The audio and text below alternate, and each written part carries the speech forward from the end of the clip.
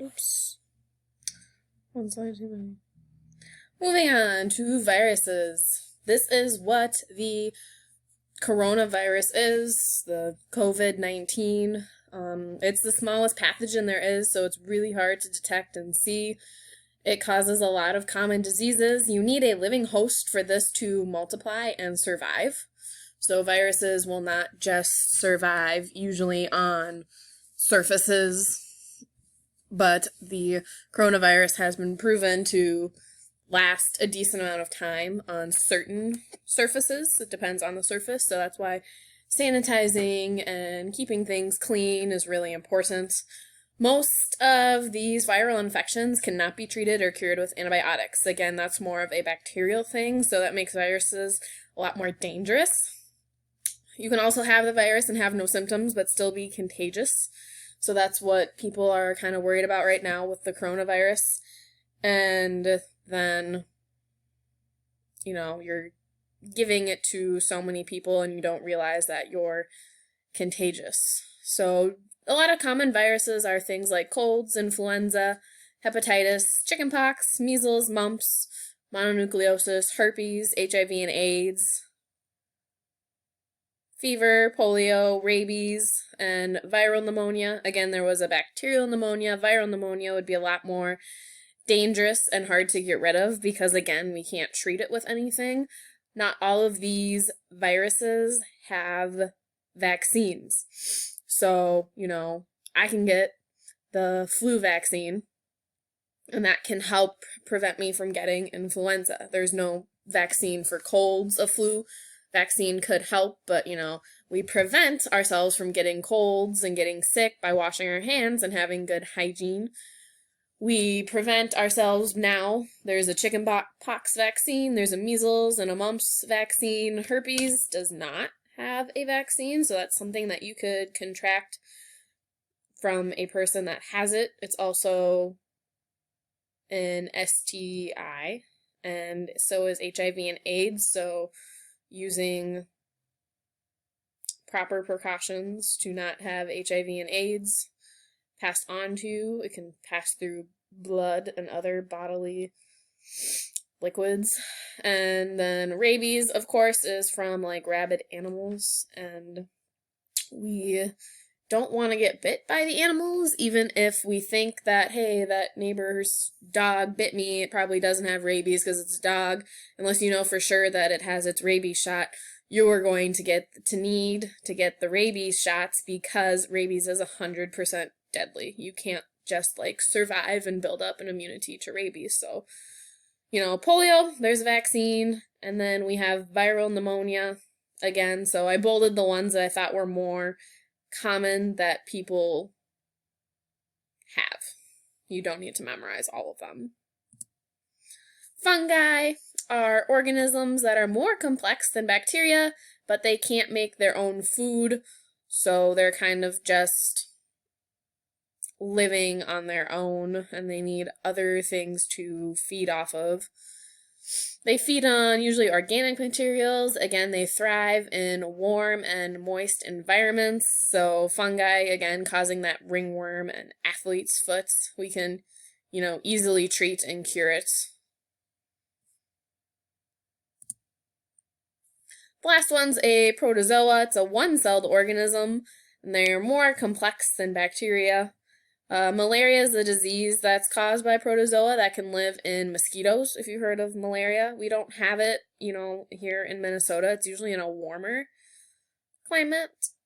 And if an infected mosquito bites a person, then it is transferred into the body through the skin by the mosquito. So there are some areas where, it's considered dangerous to be bitten by a mosquito. In Minnesota, it's kind of just a happening in the summer. We're just always itching at our mosquito bites, but it's dangerous in other countries like South America.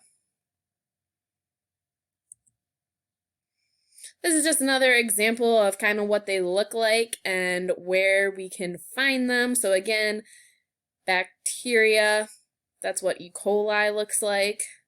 Single-celled organism, doesn't have a nucleus, if you remember talking about what organisms look like in science. Again, strep throat, staph infections, food poisoning, pneumonia, syphilis, and STD. Viruses. This one is a picture of the herpes virus, non-living particle that can reproduce by taking over other living cells, so it infects you and then multiplies. Common cold, flu, genital herpes, cold sores, measles, AIDS, genital warts, chickenpox, smallpox.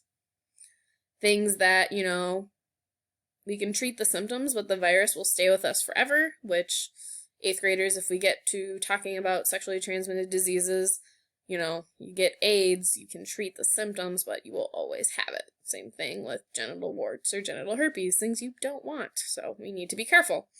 Fungi is a simple organism. It includes mushrooms and yeast. They grow, again, those wet and moist areas. Ringworm, athlete's foot are probably the major two that you're going to recognize there. And again, we have the protozoa, less common, these bottom two. Single-celled organism, has a nucleus, and then again, malaria is going to be the one that we recognize the most. This is super important, the number one thing I'm probably going to ask you over and over, it's going to be on your little quiz after you listen to these, is what is the biggest difference between a bacteria and a virus? These are the two most common pathogens that we're going to run into in our lives. So the most important distinction between them is that drugs usually kill bacteria. So antibiotics will kill bacteria, and they will not kill viruses. So they're not effective against the viruses. So again, bacteria, things like strep throat, tuberculosis, whooping cough, a UTI, can I give them antibiotics? Yes, I can. I'm cured, they're gone. Can I get them again? Absolutely. It's not going to be a one-time cure-all. These things kind of run in the both category. If you've ever had a sinus or ear infection, it could be viral or bacterial, so your doctor would have to decide what they think it is or test you, and then maybe you can get antibiotics. Otherwise, those viruses, we kind of have to let them run their course, unfortunately, which is miserable. The virus, again, common cold. Can you go to the doctor and they give you medicine and you feel better? Yes, but it's not going to get rid of that virus. Your body has to get rid of itself. Flu, sore throat, no antibiotics. The doctor won't give you anything. You can keep taking your over-the-counter drugs, but there's nothing we can do. How do these pathogens spread? This is super important to talk about right now because we're living in a world where we're worried about spreading this virus. So direct contact with others. That's why they came and they said, hey, social distancing. Stay 6 feet away from each other. Don't touch each other. That's different when you're living in closed quarters with people and you know that you and your family do not have the coronavirus, then that's different. You can also have indirect contact with others, through like coughing, sneezing, coughing on your hand, touching a handle at the grocery store, opening the milk cooler, and then someone comes and touches it right after, and then they rub their eyes or wipe their nose, and now they're having the virus enter their body. They have contact with contaminated food or water. Again, mostly bacteria is going to be on the contaminated food or water. You can come in with contact with animals or insects. Again, the insect could be like a mosquito carrying malaria.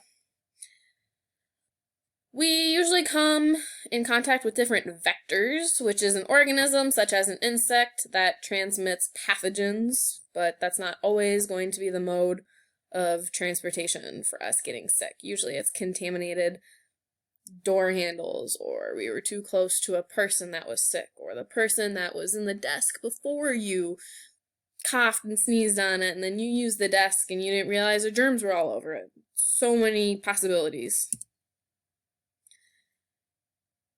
So, what can you do to prevent this? Because you can't just live your life in a bubble or wrap yourself up in garbage bags like some people are doing right now because they're so freaked out about this virus. Have good personal hygiene, take showers, stay inside, keep your house clean and your objects clean, disinfect, eat nutritious foods. It's good for your immune system.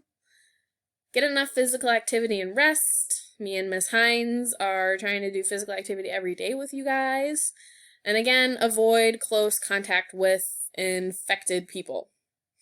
Even, I mean, it's hard to know if they're infected or not, but sometimes if people are feeling sick, they're nice enough to say, like, hey, I don't feel good. Could you, maybe not come near me, or I'm sick, I can't go to work. We say if you're sick, don't come to school for a reason. And now, the whole world's kind of sick, so they're saying none of us can go to school. So they're doing that for our health.